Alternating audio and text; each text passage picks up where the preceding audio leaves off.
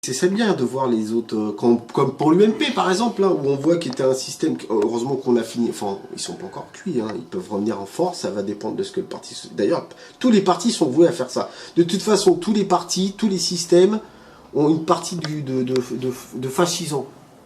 Tous. Et c'est pour ça que ils sont voués, tous les partis sont voués à diluer. Et c'est pourquoi c'est pas...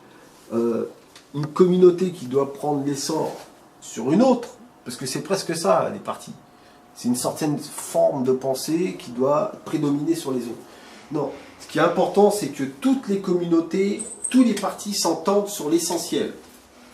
Et pour l'instant, on n'a pas créé de système comme ça. On n'a créé que des systèmes où l'individualisme doit prédominer sur le collectif, donc le capitalisme, le libéralisme, ou le contraire, où le collectif doit prédominer et appuie à ce moment-là sur l'individu, comme le communisme ou le républicain, qui a aussi ses tares. Et ces deux forces, ces deux concepts, ces deux gènes que l'humain, puisque c'est comme ça, on n'a pas réussi encore à créer un système qui arrive à rééquilibrer un peu tout le bordel. Mais on peut le faire, parce qu'on a tous les outils maintenant. Avec Internet, on arrive à s'informer à peu près correctement, à savoir. On peut créer, maintenant on arrive à... Vraiment, on peut aller très vite dans les choses, c'est juste une question de volonté. Et puis surtout de ne pas rester avec des barrières. Ça, on a encore du mal. On n'arrive pas à ouvrir nos esprits d'un côté ou d'un autre. Que ça soit... C'est pour ça que je dis que tous les systèmes sont en partie fascisants. Parce qu'il arrive à un moment donné, on dit « Ah non, ça on ne peut pas le faire. Ça, il ne faut pas le faire. Ça, il ne faut pas le penser. Faut même pas le penser. » Donc quelque part, on instaure quelque chose, une sorte de règle fasciste qu'il ne faudrait pas faire parce qu'on ne peut pas, il ne faut pas y penser. Mais oui, mais l'humain est obligé d'y penser. S'il y a un problème, il faut plutôt qu'il essaye de le régler, qu'il le laisse. Parce que c'est justement le problème du système où on a laissé moisir, où on laisse moisir certains problèmes qui font qu'après, on est obligé de trancher dans le vif. Donc tous les systèmes, pour l'instant, sont fascisants.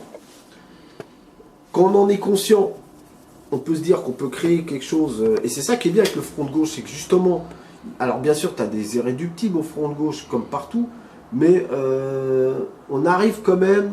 Quand on arrive à convaincre, on arrive quand même à faire bouger les idées au front de gauche. Et tous les partis devraient justement commencer à penser...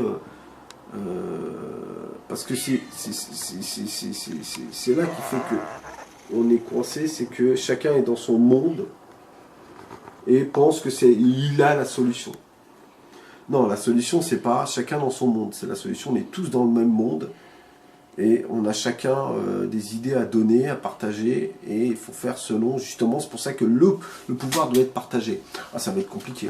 Ça va être compliqué, mais c'est ça justement qui est génial, c'est qu'on n'a jamais fait ça. On a toujours eu des systèmes depuis la nuit des temps où on a des gens qui dominent et qui disent aux autres de faire.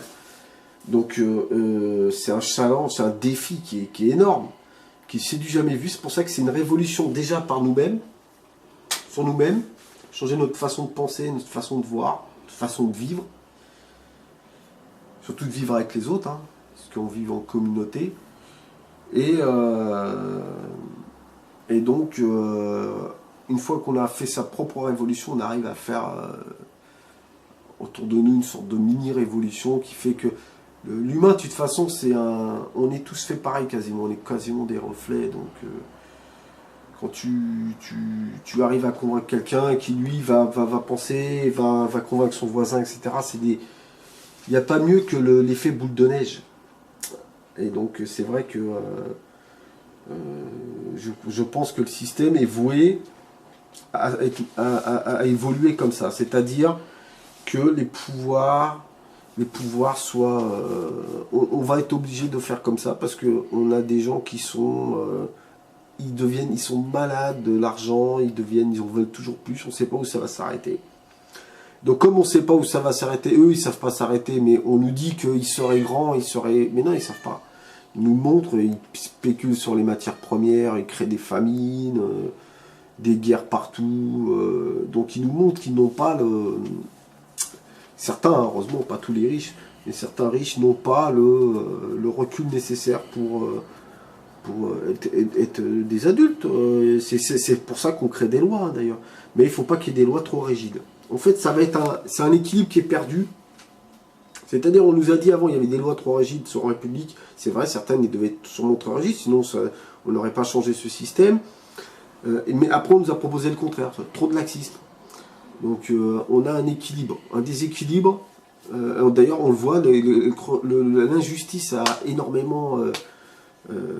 puisque maintenant, c'est l'argent qui domine. Donc, il y a une injustice croissante, énorme, dans les pays dits avancés, qu'il y a 20 ans de ça, on ne voyait pas. Donc c'est bien la preuve qu'il y a un déséquilibre dans les systèmes, donc il faut recréer. Et ça sert à rien de recréer. Ce qui est bien, ce qui est intéressant, c'est dans les systèmes actuels et dans les systèmes avant, c'est justement d'analyser, d'identifier certains problèmes. On ne résultera pas tout. C'est pourquoi il ne faut pas rester figé sur les trucs, mais au moins ça permet de pouvoir faire évoluer la chose pour que l'humain puisse vivre en harmonie avec son entourage, quoi, tout simplement.